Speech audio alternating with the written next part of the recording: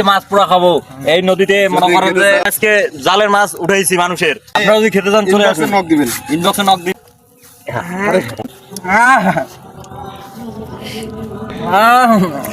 তো দাদা আমার আগে খেয়ে ফেলছে, মেজাজটা আমার গরম আছে, তাকে মনে হয় যে স্যান্ডেল দিয়ে যাবো করি। মাছটা পুরা না হইতে সে খেয়ে ফেলছে, আমাদের হকিটাও খেয়ে ফেলছে, এত খারাপ। আর ভাগেরটা পেয়েছি তো অবশ্যই আশাই করি। আরো আছে আরো আছে,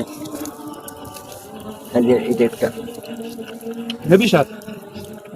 এই দেখো একটু জুম করে দেখাও তো, এই হচ্ছে মাছ। পোড়া মাছের স্বাদটা অনেক বেশি হয়, আর আমরা খেতে জানি না, বাঙালিরা তো শুধু পাই মাছ মাংস আর ডিম, তাছাড়া তো কিছুই জানি না। অনেক স্বাদ।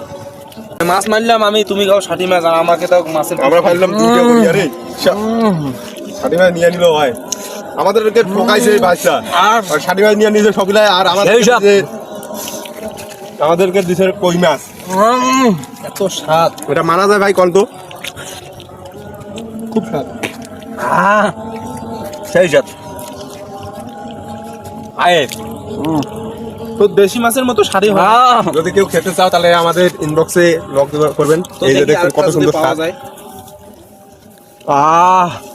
এখানে এই পর্যন্ত এখানে ইতি কবির কাঙ্গাল। ইতি কমে, বাকিটা ইতিহাস। Tata bye bye. টাটা।